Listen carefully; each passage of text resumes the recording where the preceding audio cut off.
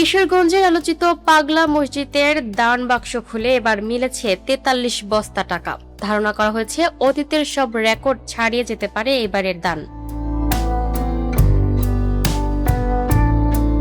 জেলা শহরের ঐতিহাসিক পাগলা মসজিদের ১৩টি দান বাক্স খুলে এবার পাওয়া গেছে ৪৩ বস্তা টাকা। দীর্ঘ ৬ মাস পর শনিবার ২৭ জুন সকাল ৭টার দিকে দান বাক্সগুলো খোলা হয়। অতিরিক্ত জেলা ম্যাজিস্ট্রেট ও দান বাক্স খোলা কমিটির আহ্বায়ক মোহাম্মদ এরশাদুল আহমেদের তত্ত্বাবধানে জেলা প্রশাসক সোহানা নাসরিন, অতিরিক্ত পুলিশ সুপার নাজমুস সাকিব খানের উপস্থিতিতে দান বাক্স খোলার কাজ শুরু হয়। দান বাক্স থেকে টাকাগুলো প্রথমে বস্তায় ভরে মসজিদের দ্বিতীয় তলায় নেওয়া হয়, পরে সেখানে ঢেলে শুরু হয় গণনা কার্যক্রম। এর আগে গত বছরের ২৭ ডিসেম্বর দান বাক্স খুলে পাওয়া গিয়েছিল ৩৫ বস্তা টাকা। সে সময় ৩ মাস ২৭ দিনে টাকা জমা পড়েছিল দান বাক্সগুলোতে। দিনভর গুনে দেখা গেছে সেখানে জমা পড়েছে ১১,৭৮,৪৮,৫৩৮ টাকা।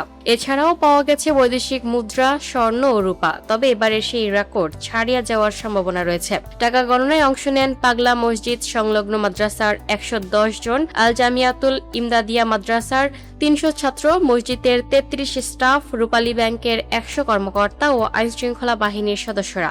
দান বাক্স খোলার খবর শুনে মসজিদের আশপাশে ভিড় করেন দেশের বিভিন্ন জেলা থেকে প্রতিনিয়ত হাঁস, মুরগি, গরু, ছাগল সহ নানা ধরনের জিনিসপত্র দান করেন অনেকে।